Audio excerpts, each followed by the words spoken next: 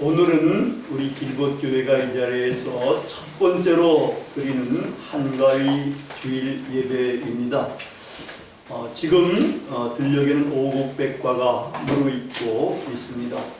또 이제 이런 것은 벌써 수확도 하고 있습니다. 올해는 한 3,200만 명이 고향을 찾아가는 민족의 대이동이 일어나고 있다고 그래요. 우리 민족이 이렇게 이 추석 한가위를 가장 큰 명절로 이렇게 지키고 있습니다. 올해는 또 특별히 보니까 오늘 날도 얼마나 좋은지 몰라요. 정말 구름 한 점 없는 그런 청명한 가을 날씨가 되고 있어요. 또 올해 보름달은 가장 크고 또 이제 붉은 보름달이 된다 그러네요. 내일 밤에 그렇게 이제 뜨는 달이라고 합니다. 하여튼 이번 추석 한가위는 여러 가지로 인상적인 그런 한가위라고 할 수가 있습니다. 이런 한가위는 고대 농경사회에서는 일종의 추수감사제로 드린 것 같아요. 날짜가 서로 조금 다르긴 하지만 고대의 우리나라에서는 보면은 부여에서 영고라고 했고, 고구려에서는 동맹, 동료에서는 무천, 그리고 이제 신라에서는 가배. 이 가배가 이제 한가위로 이렇게 이름이 이제 발전이 됐다 그래요. 이때는 이제 국가적으로 이런 제철 행사, 추수감사제와 같은 이런 것들을 드렸으니까 대단했던 것 같아요. 지금 우리 추수감사절은 말하자면 교회에서만 드리잖아요. 교회가 아무리 커도 그 교회는 한정되지만 그때는 나라에서 막 드리는 거니까 아마 대단했던 거라고 이렇게 이제 생각이 듭니다. 하여튼 우리 민족은 1년 농사를 잘 짓게 해주시는 하늘에 감사하고 감사제를 이렇게 드렸던 겁니다. 하늘에, 하늘님께, 말하자면 하나님께 이렇게 감사할 줄 아는 그러한 민족이 바로 우리 민족이었던 것 같아요. 조상님들도 자연적인 은총에 대해서, 하나님의 자연적인 은총에 대해서 감사할 줄 아는 그러한 선조들이었다고 생각이 듭니다. 근데 이제 우리 기독교는 이제 자연적인 은총만 아니라 이제 영적인 은총까지도 이제 주신 하나님에게 정말 감사하는 이런 이제 마음을 갖게 됩니다. 그리고 이제 하나님께 자연적인 은총에 대해서 또 영적인 은총에 대해서 감사하는 믿음, 바로 이것이 기독교 신앙의 본질입니다. 이 감사하는 믿음이 우리에게 도움을 주고 우리를 치유하게 하고 우리를 구원으로 인도합니다. 오늘 이 사실이 오늘 읽은 본문 말씀에 잘 나타나 있습니다. 이 본문을 보면은 예수님께서 이제 예루살렘으로 가시면서 어떤 마을에 들어가게 됩니다. 그때 이제 나병 환자 10명이 예수님에게 마주 나오면서 멀리서 소리를 지릅니다. 그때는 나병 환자들은 사람에게 가까이 갈 수가 없어요. 멀리서 이제 소리를 지르고 그럽니다. 바로 이렇게 문둥병자가, 이 문둥병은 굉장히 험악한 이제 질병인데, 그때는 천형이라고 하는 이런 질병을 앓고 있는 사람들인데, 이 사람들이 예수님에게 마주 나오는 것이 말하자면 문제 해결의 시발점이 됩니다. 우리가 어떤 어려움이나 문제가 있더라, 우리 주 예수님에게 나오면은 문제가 해결되는 시발점이 생기게 되는 거예요. 우리 가운데에 남들이 알 수 없는 여러 가지 문제들이 가정마다 다 있을 겁니다. 또 자신마다 있을 텐데, 그러한 문제를 가지고 만약 이것이 조금 절박해진다 그럴 때는, 자기 스스로 어쩔 수 없다고 생각할 때는 예수님에게 나오는 거예요. 그래서 예수님에게 나와서 이제 예수님에게 부르짖기만 하면은 문제가 이제 하나씩 해결이 되게 됩니다. 이 열 문둥병자는 예수님에게 마주 나오면서 멀리서 소리를 외치는, 부르짖는 겁니다. 절박할 때 사람은 사실 부르짖어요. 물에 빠져서 죽어가는 사람이 어이구 힘듭니다, 살려주세요, 이 정도 해가지고는 사람이 듣지 못해서 자기가 구원받지 못해요. 물에 빠졌으면 절규를 하는 겁니다. 헤엄도 잘 못 치는 사람은 막 벙벙거리면서 독일 말로는 뭐 힐페를 도와달라 이러고 말이에요. 살려주세요 외쳐야 되는 거예요. 우리 주 예수님에게도 나왔으면은 외쳐야 됩니다. 부르짖어야 되는 거예요. 부르짖는 것이 이제 문제 해결의 실마리가 되는 겁니다. 부르짖지 않고 너무 점잖게 있어도 은혜를 받지 못합니다. 주님의 구원도 받기가 쉽지가 않아요. 자기가 뭐 잘났다고 주님 볼 때는 다 그러고 그런 사람들이고 정말 도움이 필요한데 어떤 사람은 막 외치면서 도와달라고 그러는데 점잖게 그냥 가만히 있으면 누구부터 먼저 손이 가겠어요?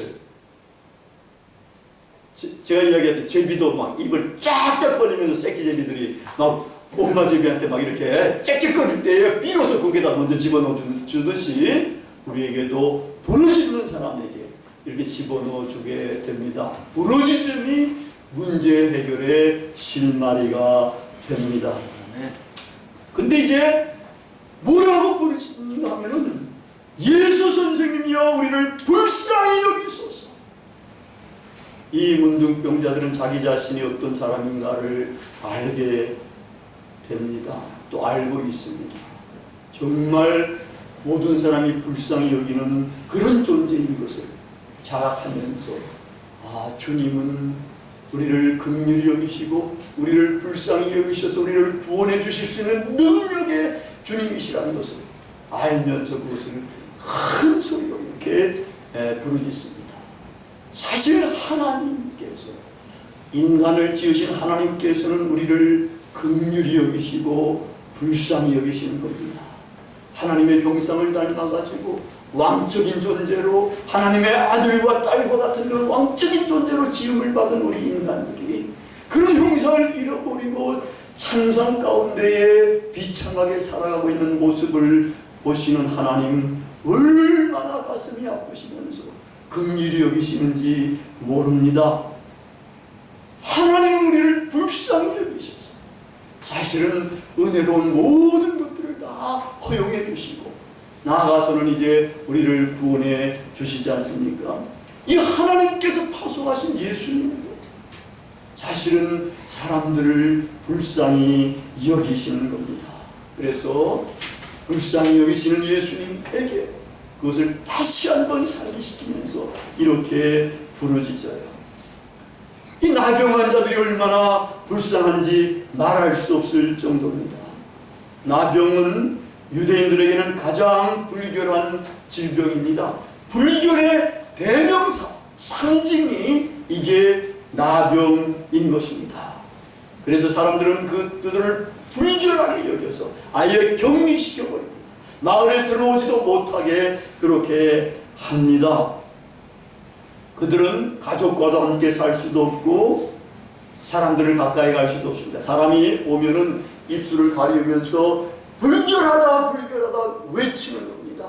이 사람이 그럼 좀 문둥병자구나 가까이 가지 않게 되는 겁니다. 그들은 돌에 맞아도 하소연할 데가 없습니다. 어디서 마을에 들어오지 못하게 애들도 던지고 어른도 던지고 이렇게 돌들을 던지면은 그들은 거기 들어가지 못하게 되는 이런 이제 상황에 빠지게 되는 겁니다. 하여튼 이렇게 불쌍한 나병 환자들, 예수님께서는 그들을 보시고 처방을 내리십니다. 이 처방이 놀랍습니다. 예수님의 이 처방, 가서 제사장에게 내 몸을 보여라. 근데 이 나병 환자들이 예수님의 이 처방을 듣고 그대로 행동하는데 사실은 이 행동하는 것조차가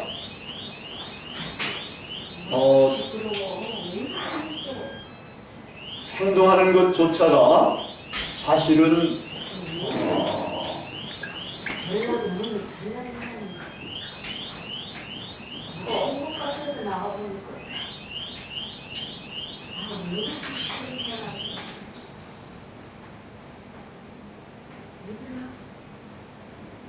그래요. 잠깐만 뜸을 들이라고 그러는 것 같아요. 하여튼 앞으로 이제 예배에 또 몰두해 주시기를 바랍니다.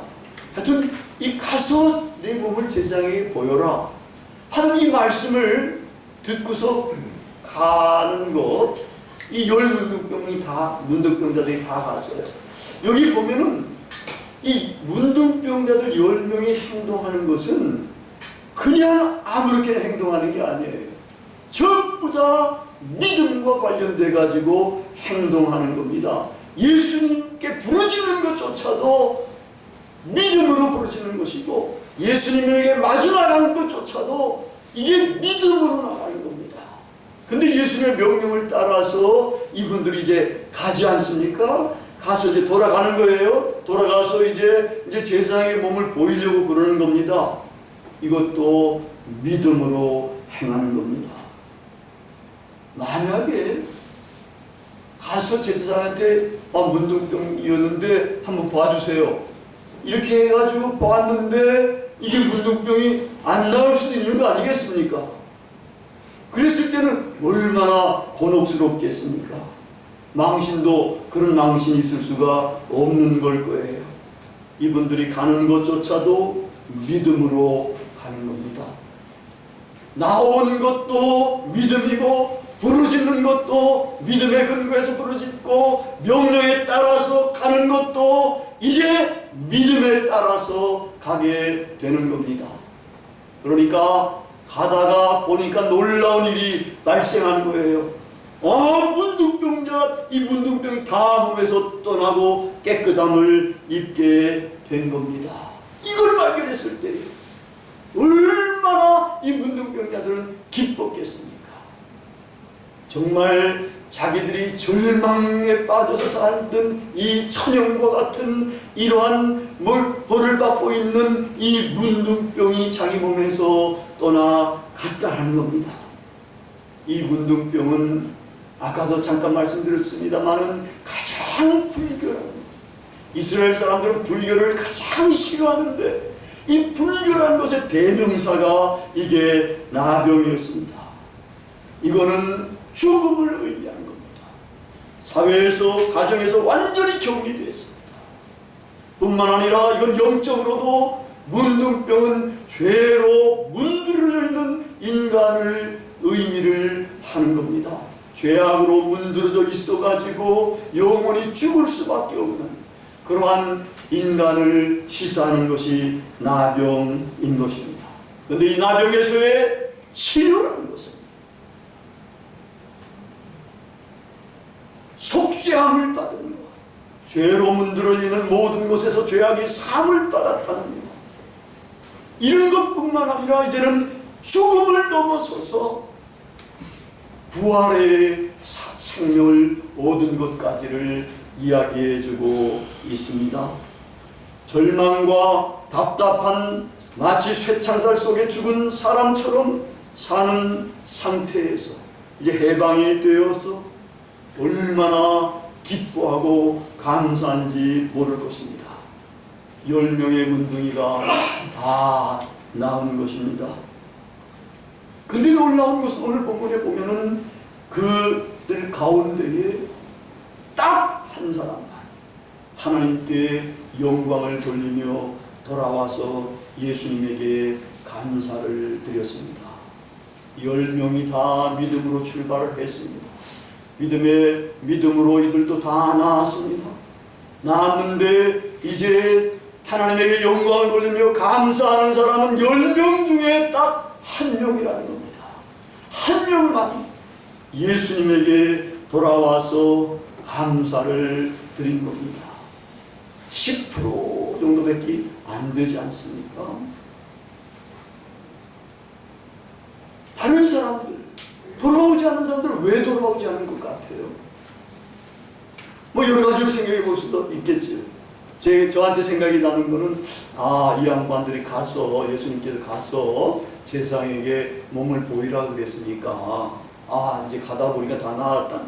그러니까 제사장에게 가서 몸을 보이고, 그러면 이제 제사장이 도장을 찍어주는 건 마찬가지입니다. 문둥병에서 나았다 하는, 이런 이제, 판결을 내려주고, 그러면 이제 이 양반들이, 이제 가족으로 돌아갈 수도 있고, 사회생활을 할 수도 있게 됩니다.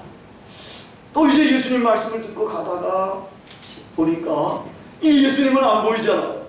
예수님은 안 보이고 직접적으로 예수님 뭐 이렇게 손대가지고 치료준 것도 없고 말씀만 했단 말이에요. 말씀만 해서 그 말씀에 따라가다가 보니까 예수님은 보이지도 않아요. 또 직접 치유도 안 받았어요. 뭐 때문에 이렇게 나왔나 말이야. 이게 뭐 내가 좀 잘 가서 그런가?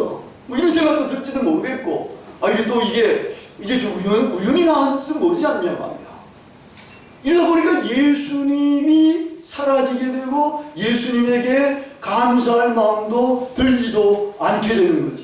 더 이제 마음이 바쁜 것은 돌아가가지고 어떻든지 간에 이제 가족과 만나고 말이에요.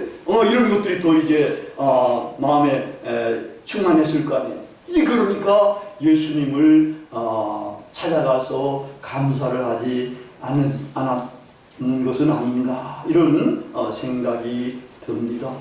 그런데 이 치유는 대단한 치유입니다. 죽은 데서 부활. 죄악에 문드러 있던 사람이 속죄함을 받은 놀라운 구원의 은혜가 되는 셈입니다. 너무나 기쁜 거예요. 정말 너무나 감사할 수 있는 거예요. 자기가 새롭게 태어난 거예요. 자기 영이 소생한 거예요. 죽었다가 깨어나고 살아나고 이렇게 된 이런 놀라운 경험이 이제 자기 몸속에 일어나는데 여기서 우리가 제일 먼저 해야 될 것이 뭐겠습니까? 이럴 때는 감사와 찬양일 것입니다. 하나님에게 영광을 돌리는 이것은 뭐 돈도 들지도 않아요. 그 자리에서 마음을 다해가지고 찬양하면서 돌아와서 정말 예수님에게 감사하고 인사를 하면 되는 겁니다. 저는 이게 돌아오지 않은 사람들을 생각해 보니까 꼭 물에 빠진 사람 막 건져내면 보따리 내놓으라 하면 비슷한 사람인가 아닌가 생각이 들어요. 감사부터 먼저 해야지. 감사부터 해야지. 감사하지 않고 보따리 내놔라 그러면은 그 건져낸 사람이 기분 좋겠습니까? 이게 죽음에 이르는 질병을 치유해 줬는데 그걸 망각하고 감사를 드리지 않고 그냥 가버렸다는 것은 이것은 문제가 심각할 수가 있는 겁니다. 그래서 그 돌아간 사람들은 예수님의 결정적인 선언을 듣지를 못합니다.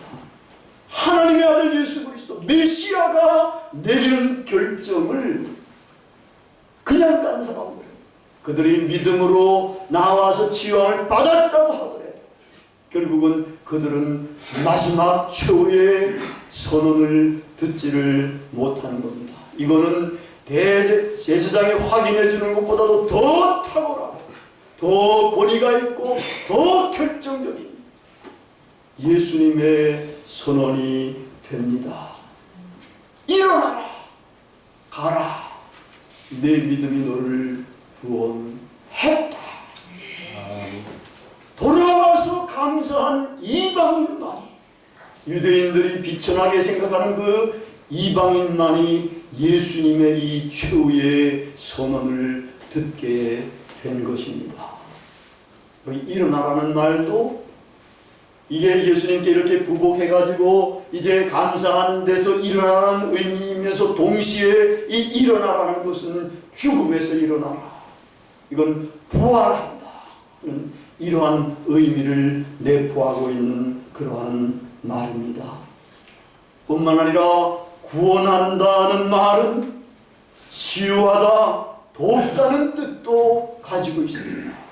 그래서 여기서 우리나라 말로는 구원한다 그랬지만 문맥에서는 사실은 내 믿음이 너를 치료했다, 이런 의미가 되는 겁니다. 내 믿음이 너를 치료했다, 내 믿음이 너를 도와줬다. 이것이 무엇까지 내포하는가 하면은 내 믿음이 너를 구원했다는 데까지 이제 의미를 갖게 되는 겁니다. 여기서 치유는, 예수님의 치유 선언은 그냥 우리의 몸의 치유만을 의미하는 것이 아닙니다. 우리 나병으로 문드러져 있는 이 몸을 치유해 줬을 뿐만 아니라 우리의 영혼의 구원까지를 내포하는 그러한 의미가 됩니다. 그래서 전인적인 구원을 이야기해 주는 거예요.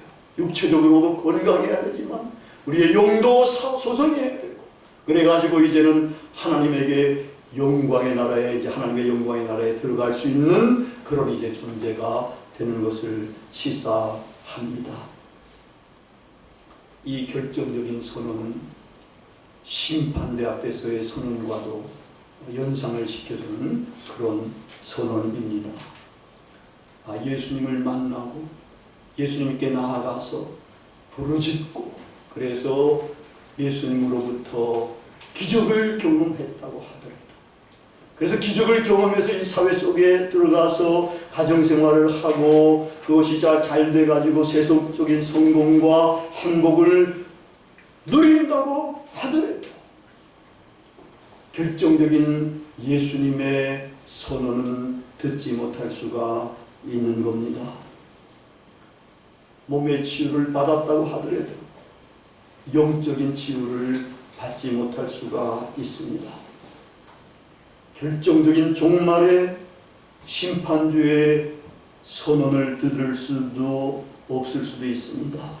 구원을 받지 못할 수도 있습니다.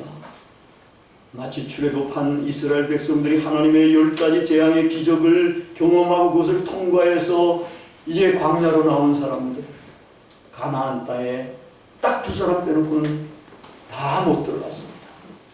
광야에서 다 죽어버리고 약속의 땅 가나안, 하나님의 나라를 상징하는 이 약속의 땅 가나안에는 들어가지를 못하게 되는 겁니다.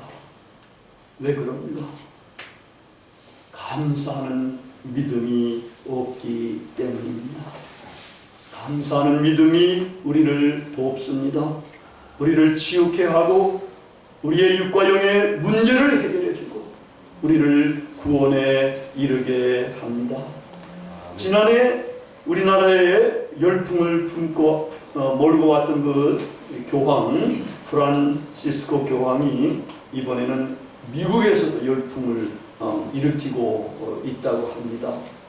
이 교황은 제가 볼 때에 교황 중에서 예수님을 그래도 가장 닮고 예수님에게 가까이 가 있는 그런 교황이 아닌가, 이렇게 생각을 하게 됩니다. 그분은 이제 교황청에도 노숙인들을 위한 샤워 시설을 우리 교회처럼 그렇게 만들어 놓으셨어요. 이 교황의 생각이 우리 길것교회의 생각하고 상당히 비슷한 데가 많은 것 같아요. 그분이 이제 미국을 방문하시면서 예수님도 노숙인으로 오셨다고 이렇게 가르치셨습니다. 마곡간에서 태어났답니다. 근데 전 한 걸음 더 나가서 예수님도 공생의 기간에서도 노숙자로 생활을 하죠. 방랑 설교가로 돌아다니면서, 그러면서 뭐라고 말씀하셨는가 하면, 공중에 난 새도 집이 있고 여우도 굴이는데 인자는 머리 들 곳이 없다. 머리 굴릴 데가 없다. 노숙자 생활을 예수님은 하셨던 것입니다. 뿐만 아니라 이 교황은 또한 요즘 성공을 기준으로 삼아가지고 성공하지 않은 사람은 기독교인이 아니라고까지 이야기하는 이런 목회자들도 있는 이러한 교계 속에서 세상 사람들에게도 겸허하게 살아갈 것을 강조하셨고, 또 성직자들에게도 세속적인 성공의 유혹에서 벗어나야 할 것을 강조했습니다.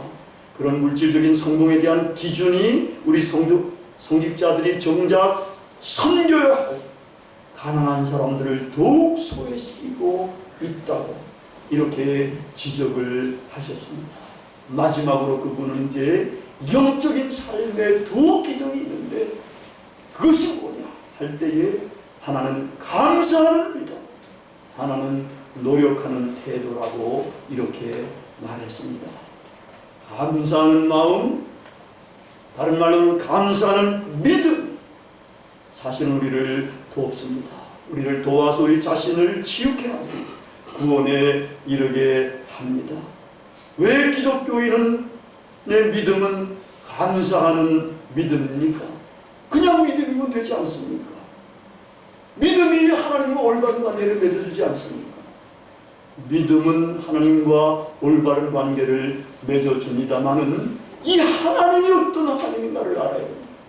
이 하나님은 우리를 구원하시기 위해서 자기가 가장 아끼는 독생자들 예수 그리스도를 십자가상에다가 처형시킨 그러한 우리를 목숨보다 진하게 사랑하시는 하나님이에요. 이 하나님의 은혜를 우리가 조우하게 된다 그러면 우리의 믿음은 감사하는 믿음뿐이어야 하는 겁니다. 아멘. 이 감사하는 믿음이 기독교 신앙의 본질이 됩니다. 감사하는 믿음이 우리를 돕고 치유케 하며 구원에 이르게 합니다. 우리는 감사하는 믿음, 범사에 감사하는 믿음을 가져야 합니다. M.J. 라이언은 감사라는 책에서 인생을 변화시키는 감사의 힘에 대해 다음처럼 이야기를 합니다. 감사하면 기쁨이 넘치며 언제나 생기가 있고 우울증이 치유되며 건강해지고 걱정 근심이 없어지며 매력적인 사람이 되고 고통과 분노가 사라지며 부족함을 받아들일 수 있고 공허하지 않으며 지금 이 순간이 소중하게 되고 무엇이든지 나눠주고 싶고 모든 생명체와 교감할 수 있고 평범한 일상도 은총으로 받아들인다. 감사하는 믿음만이, 감사하는 믿음의 사람만이 구원을 받습니다. 예수님의 이 결정적인 선언을 우리는 들으며 살아야 합니다. 감사로 제사를 드리는 자가 나를 영화롭게 하나니 그 행위를 옳게 하는 자에게 내가 하나님의 구원을 보이리라. 시편 50편 23절의 말씀입니다. 다 같이 기도하시겠습니다.